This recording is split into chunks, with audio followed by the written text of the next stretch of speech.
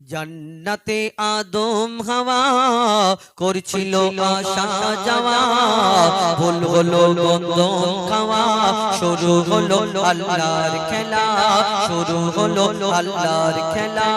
জান্নাতে আদম হাওয়া করছিল আসা যাওয়া, ভুল হলো গন্ধম খাওয়া, শুরু হলো আল্লাহর খেলা, শুরু হলো আল্লাহর খেলা।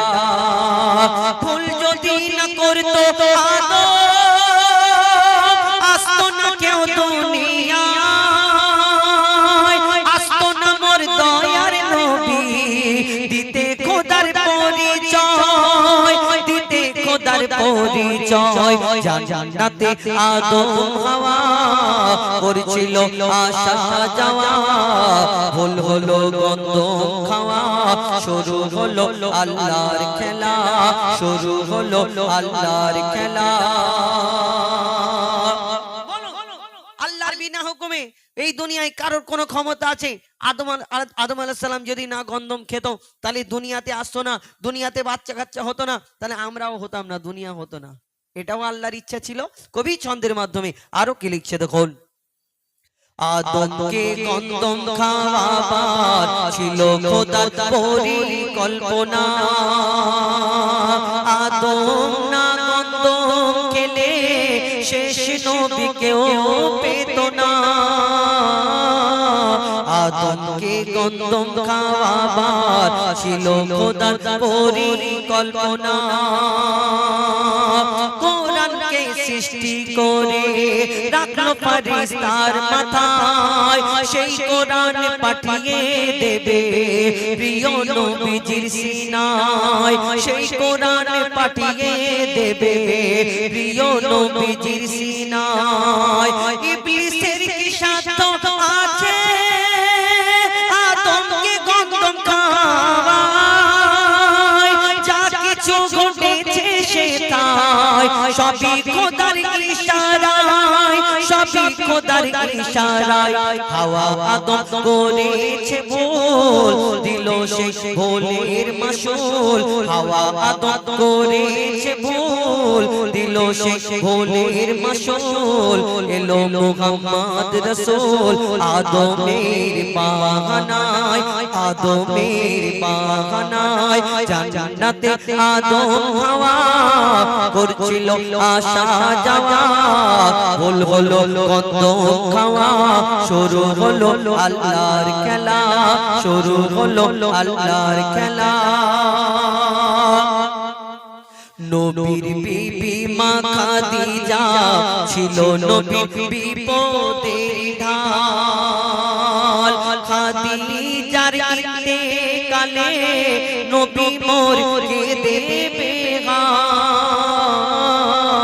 কাফন দাফন করে সবাই, কাফন দাফন করে সবাই দলে দলে ফিরে আসিল, দয়ার নবীজি তখন কবর ধরে বলতে লাগিল, আশুক মনকের নেকির আমি দেব তার জবাব, আমার খাদিজার কবরে হবে না কোনো হিসাব, আমার খাদিজার কবরে হবে না কোনো হিসাব।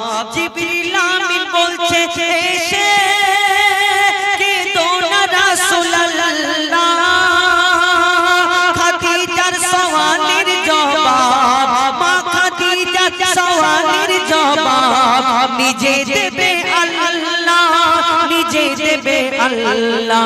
নবী যারা আপন হয় কবর তাদের নাই ভয়, নবীর যারা আপন হয় কবর তাদের নাই ভয়। খাদিজা সওয়ালের জবাব আল্লাহ নিজে দিয়ে দেয়। জান্নাতে আদম হাওয়া করছিল আসা যাওয়া, ভুল হলো গন্ধম খাওয়া, শুরু হলো আল্লাহর খেলা, শুরু হলো আল্লাহর খেলা, শুরু হলো আল্লাহর খেলা। এবার আরেকটি ফরমাইশ। আল আমিন নবী আমার মুক্তি দাতা সবার আল আমিন নবী আমার মুক্তি দাতা সবার খোদা যারে বন্ধু করে দিল যে উপহার আল আমিন নবী আমার মুক্তি দাতা সবার পথের ধারে বাধা ছিল অবলা এক বনের হরিণ পথের ধারে বাধা ছিল অবলা এক বনের হরিণ যে পথ দিয়ে যেতেছিলেন আমার প্রিয় নবী করে পথের ধারে বাধা ছিল অবলা এক বনের হরিণ যে পথ দিয়ে যেতেছিলেন আমার প্রিয় নবী করে ডেকে বলে নবীজিকে ছেড়ে দাও আজ আমাকে কোচি কোচি বাচ্চা আমার প্যাসে যে আছে বেকরার আল আমিন নবী আমার মুক্তি দাতা সবার আমার নবী যেই পথ ধরে যাচ্ছিলেন যেই পথে ওই হরিণীকে বন্ধ করে রেখেছিল শিকারী আর সেই শিকারীর বন্দী হরিণী আমার দয়ার নবীকে দেখে বলে ইয়া রাসূলুল্লাহ ইয়া হাবিবাল্লাহ আপনার এই সময় আমার ওই ছোট ছোট দুটো বাচ্চা আছে তারা দুধ পান করে এই সময় আমাকে ছেড়ে দিন এই সময় পার হয়ে যাচ্ছে হয়তো তারা ছটফট করছে ইয়া রাসূলুল্লাহ আপনি ছেড়ে দিলে আমি দুধ পান করি আবার ফিরে আসব এই কথা যখন বলে দুধ পান করি আবার ফিরে আসবো আমার দয়ার নবী কি করে সেই বন্দী হরিণীকে ছেড়ে দেয় ছেড়ে দেওয়ার পরে সেই হরিণীর যে শিকারী যে মালিক সেই শিকারী আমার দয়ার নবীর কাছে ছুটে আসে দেখে ছেড়ে দিয়েছে কে তুমি আমার বিনা পারমিশনে কেন তুমি ছেড়ে দিলে কে তোমাকে ছাড়তে বলেছে আমার নবীজি কি করে কবি ছন্দের মাধ্যমে লিখছে দেখুন কোন কোন কোন কোন হরিণ যখন ছেড়ে দিল শিকারী এক তখন এলো হরিণ যখন ছেড়ে দিল শিকারী এক তখন এলো বলে বিনা হুকুম আমার হরিণ কেন ছাড়া পেল হরিণ যখন ছেড়ে দিল শিকারী এক তখন এলো বলে বিনা হুকুম আমার হরিণ কেন ছাড়া পেল দয়ার রাসূল বলে তারে ছেড়ে দাও আজ আমাকে দয়ার রাসূল বলে তারে যত খন্না আসে ফিরে বেঁধে রাখো তুমি আমার এই আবেদন যে আমার আল আমিন নবী আমার মুক্তি দাতা সবার আমরা বলি রাহমাতুল লিল আলামিন এই দুনিয়াতে দয়ার নবী মায়ের নবী দয়ার সাগর বলি কিন্তু কেন একটা বন্দী হরিণীর জন্য আমার নবীকে যখন সেই শিকারী এসে ধরলো সেই শিকারী বলছে শোনো এ মানব হে মানুষ সেই শিকারী তোমার ওই হরিণী চলে গিয়েছে ও ফিরে আসবে কিন্তু তখন হরিণী ওই শিকারী বলে যে একটা বিয়ে জবান বিয়ে যে কথা বলতে পারে না সেই হরিণী চলে গেল তোমার জন্য আবার ফিরে আসবে এটা কেমন করে হয় কে তুমি আমার বিনা হুকুমে কেন ছেড়ে দিলে? আমার দয়ার নবী, মায়ের নবী, দো জাহানের বাদশাহ, এই দুনিয়ায় রাহমাতাল লিল আলামিন জানাকে বলা হয়, এই দুনিয়াতে তিনি সেই হরিণীর ওই যে শিকারী ছিল, ওই শিকারীকে বলছে, শোনো, তোমার হরিণী যতক্ষণ না ফিরে আসে আমি তোমার কাছে জামিন থাকবো, দরকার পড়লে আমাকে বন্দি রাখো, বেঁধে রাখো, যেমন তুমি হরিণীকে বন্দি রেখেছিলে আমাকে বন্দি রাখো, যতক্ষণ না হরিণী ফেরে আমি তোমার কাছে জামিন থাকবো। তারপর কি হয়? একটা বেজবান হরিণ না কথা বলতে পারে, সে কোনোদিন ফিরতে পারে? কি হয় ঘটনা? কবি ছন্দের মাধ্যমে লিখছে তো, গৌন গৌন গৌন গৌন গৌন। দুধ পিলায়ে ফিরলো হরিণ, যেথায় ছিল মোর নবীজি জামিন, হরিণ যখন ছেড়ে দিল, হরিণ যখন ছেড়ে দিল, হরিণ যখন ছেড়ে দিল, শিকারি এক তখন এলো, বলে বিনা হুকুম আমার হরিণ কেন ছাড়া পেল? দয়ার রাসূল বলে তারে, যতক্ষণ না আসে ফিরে, বেঁধে রাখো তুমি আমার এই আবেদন যে আমার। আল আমিন নবী আমার মুক্তি দাতা সবার।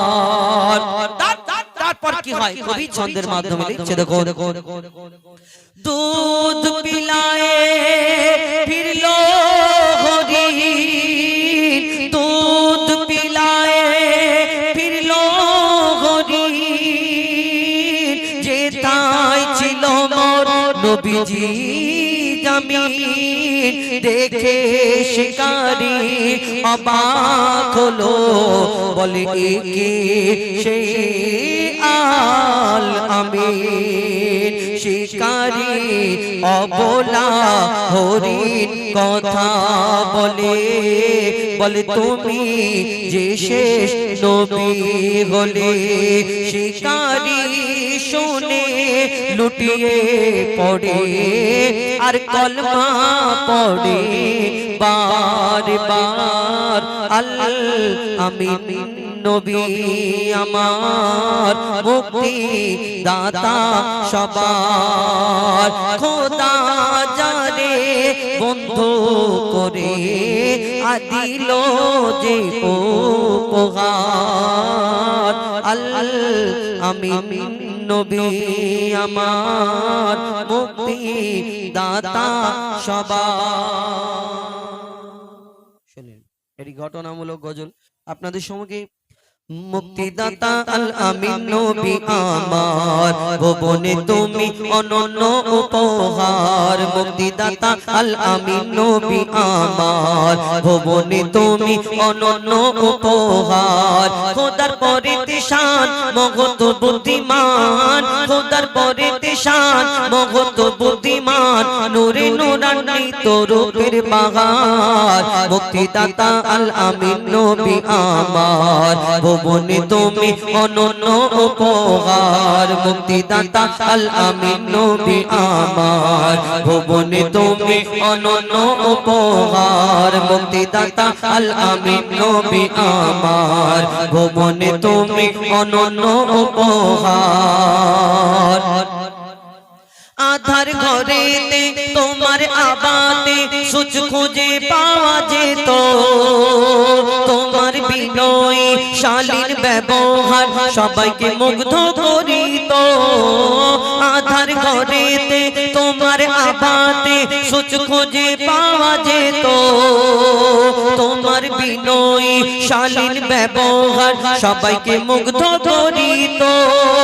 মিষ্টি মধুময় মুখের ভাষা তোমার, মিষ্টি মধুময় মুখের ভাষা তোমার, অনুপম তুমি সেরা রূপকার, মুক্তিদাতা আল আমিন নবী আমার, ভুবনে তুমি অনন্য উপহার, মুক্তিদাতা আল আমিন নবী আমার, ভুবনে তুমি অনন্য উপহার। যুদ্ধের ময়দানে চক্ষু জমিনে খসে পড়ে এক সাহাবী, রাসূলের কথায় চক্ষু ফিরে পায়, ছিল এমনই এক নজির। যুদ্ধের ময়দানে চক্ষু জমিনে খসে পড়ে এক সাহাবী, রাসূলের কথায় চক্ষু ফিরে পায়, ছিল এমনই এক নজির। আগের তুলনায় যে চক্ষু ফিরে পায়, আগের তুলনায় যে চক্ষু ফিরে পায়, বেড়ে গেল তাতে দ্বিগুণ পাওয়ার, মুক্তিদাতা আল আমিন নবী আমার, ভুবনে তুমি অনন্য উপহার, মুক্তিদাতা আল আমিন নবী আমার, ভুবনে তুমি অনন্য উপহার।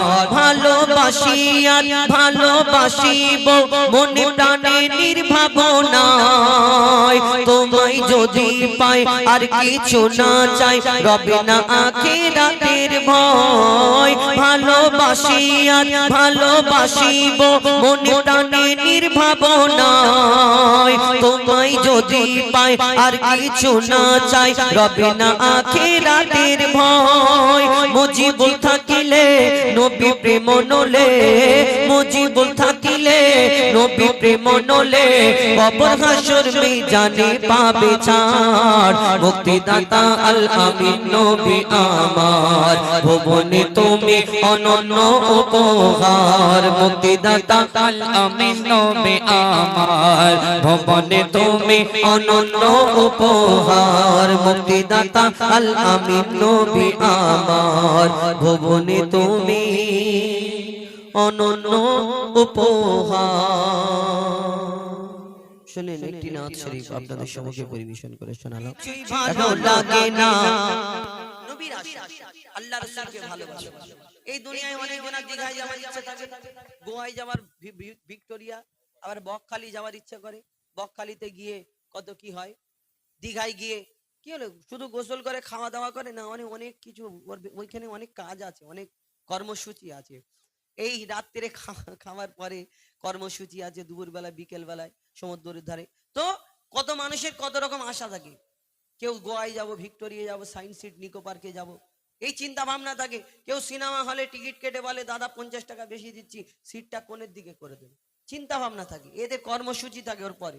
কিন্তু যারা নবীকে ভালোবাসে, আল্লাহ রসুলকে ভালোবাসে, আল্লাহকে ভালোবাসে, তাদের অন্তরে কি জাগে, ওই ওই ওই জায়গায় যাওয়ার ইচ্ছা করে না, তারা সবসময় অন্য কিছু ভাবে। কি ভাবে লিখছে দেখুন, দিল্লি মুম্বাই কলকাতা চেন্নাই কিছু ভালো লাগে না, দিল্লি মুম্বাই কলকাতা চেন্নাই কিছু ভালো লাগে না, দিল্লি মুম্বাই কলকাতা চেন্নাই কিছু ভালো লাগে না।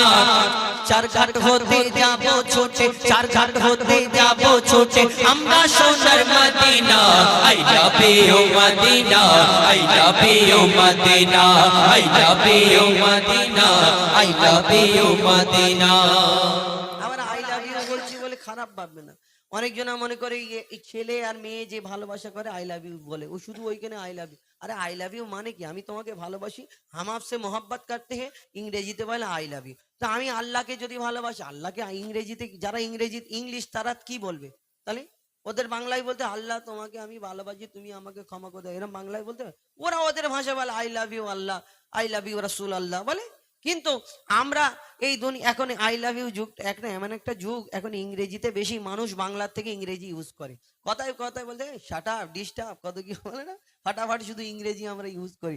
তাহলে এইখানে কেন ইংরেজি ইউজ করবো না, লিখছে দেখুন, দিল্লি মুম্বাই কলকাতা চেন্নাই কিছু ভালো লাগে না, দিল্লি মুম্বাই কলকাতা চেন্নাই কিছু ভালো লাগে না, দিল্লি মুম্বাই কলকাতা চেন্নাই কিছু ভালো লাগে না।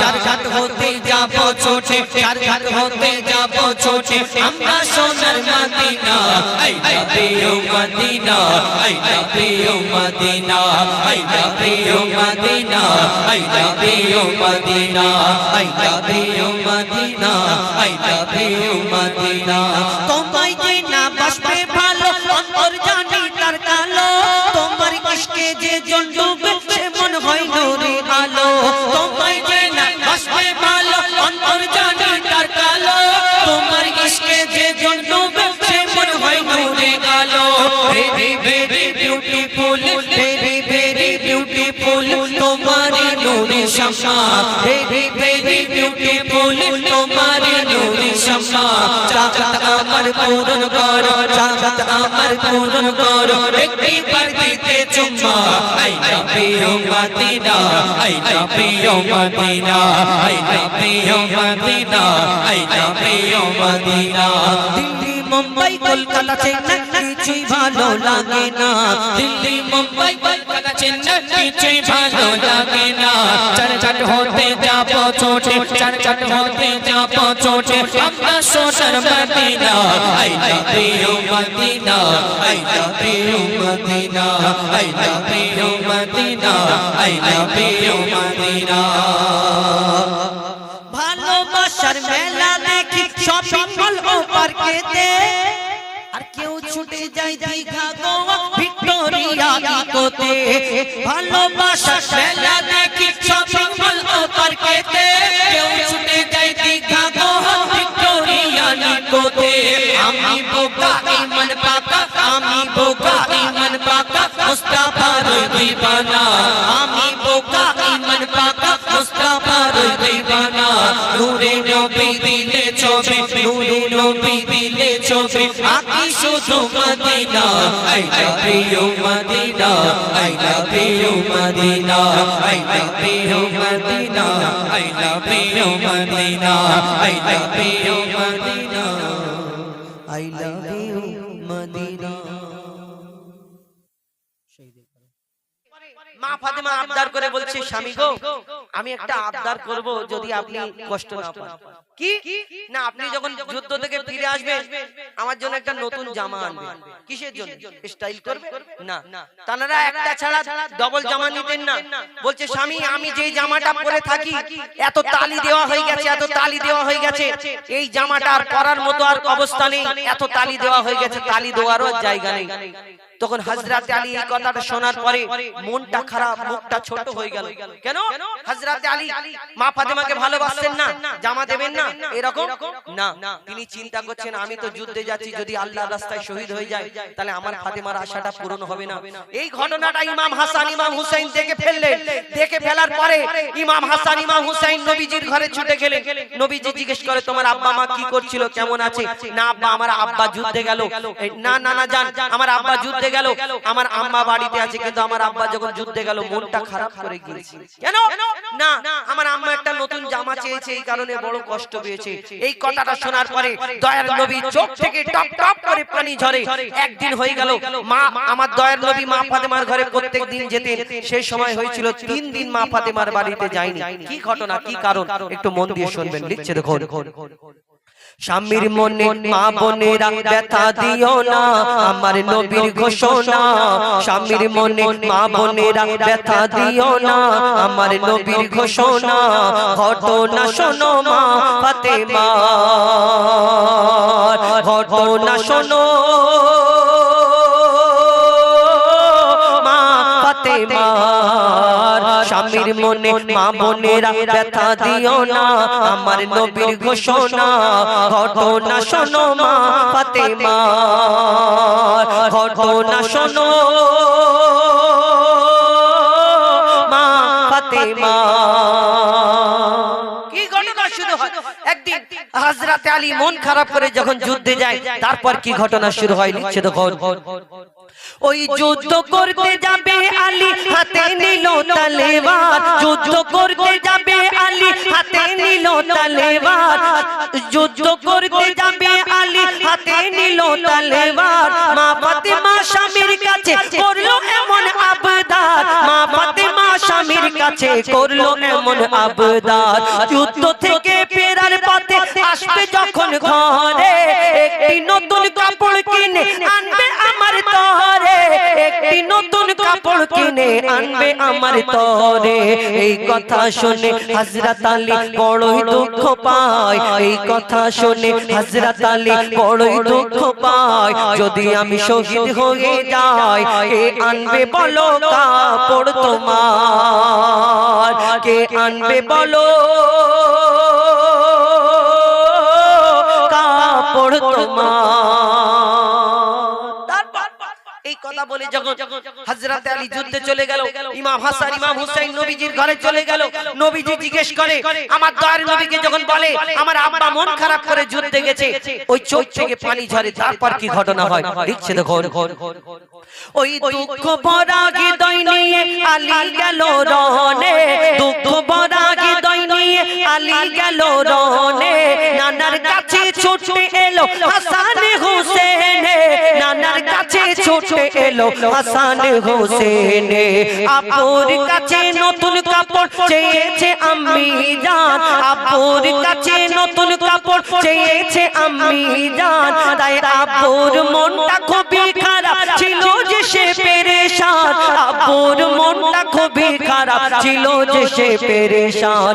এই কথা শুনে দয়ার নবীর কান্না থামে না, এই কথা শুনে দয়ার নবীর কান্না থামে না। কি ভুল করলো ফাতেমা, কি ভুল করলো ফাতেমা, কি করলে বলো বেটি আমার, কি করলে বলো বেটি আমার। বড় কষ্ট হয়েছে, চোখ থেকে পানি ঝরে।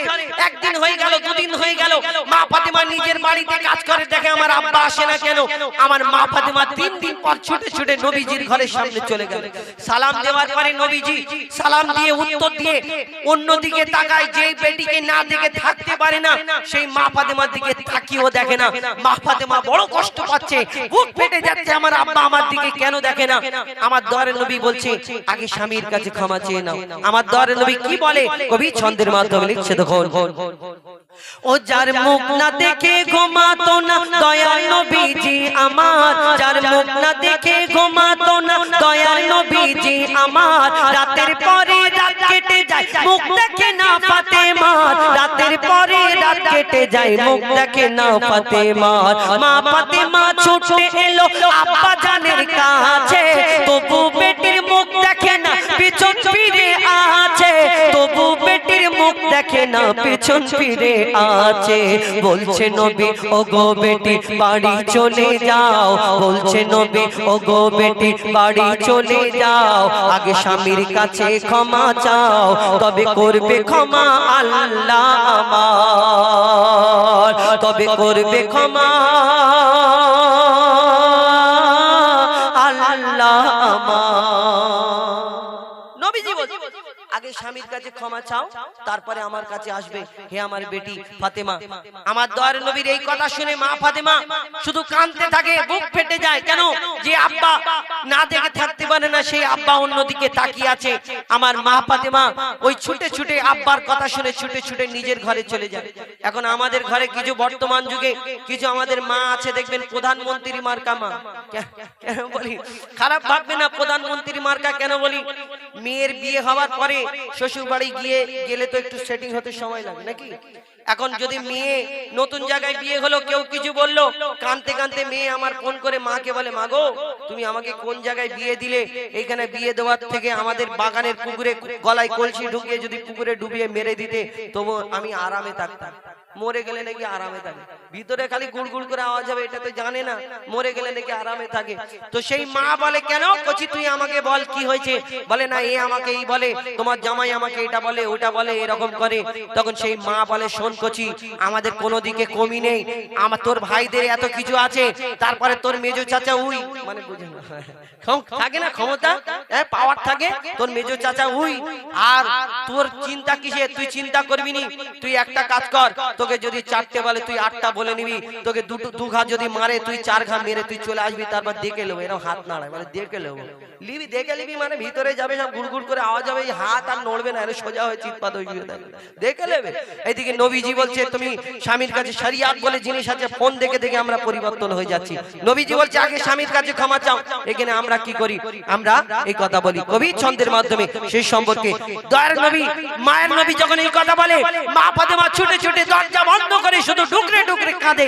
তারপর কি হয় কবি ছন্দের মাধ্যমে লিখছে দেখুন, ও যখন যুদ্ধ হতে হযরত আলী এলো যখন ঘরে, যুদ্ধ হতে হযরত আলী এলো যখন ঘরে, চাইছে ক্ষমা মা ফাতেমা পা দুটোকে ধরে, চাইছে ক্ষমা মা ফাতেমা পা দুটোকে ধরে, ক্ষমা করে দাও আমারে আর করব না এমন ভুল, তোমার মনে ব্যথা দিলে ব্যথা পাই গো খোদার রাসূল, তোমার মনে ব্যথা দিলে ব্যথা পাই গো খোদার রাসূল।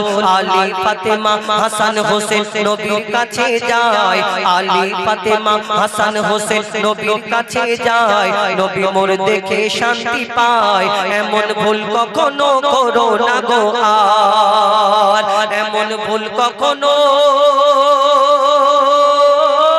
করো না গো আমার নবী বলছে শোনো ফাতেমা, আজকে আলী যদি তোমাকে না ক্ষমা করতো তাহলে আমার দয়ার নবী উম্মতের শিক্ষার জন্য কি বলেছিলেন শেষ কথায় লিখছে দেখুন, ও গো বলছে নবী আল আরাবী শোনো বেটি ফাতেমা, বলছে নবী আল আরাবী শোনো বেটি ফাতেমা, আলী যদি আজ তোমাকে না করিত ক্ষমা, আলী যদি আজ তোমাকে না করিত ক্ষমা, আমি তোমার আব্বা তোমাকে ক্ষমা করতাম না, স্বামীকে যে দুঃখ দেবে আমি নবী তাকে চিনব না, স্বামীকে যে দুঃখ দেবে নবী তাকে চিনবে না। কেমন শিক্ষা দিয়ে গেল নবী দো জাহান, বলে মঈদুল ইসলাম ভুল ছিল না মা ফাতেমা, ভুল ছিল না মা ফাতেমা, স্বামীর মনে মা বোনেরা ব্যথা দিও না, আমার নবীর ঘোষণা ঘটনা শোনো মা ফাতেমা, ঘটনা শোনো মা ফাতেমা। আমাদের ঘরে আমি অনেক কথা বললাম, হয়তো আপনাদের অনেকের কষ্ট হতে পারে, আমার প্রতি রাগ হতে পারে, আমার প্রতি রাগ করে লাভ নেই, আমি ভালো কথা বল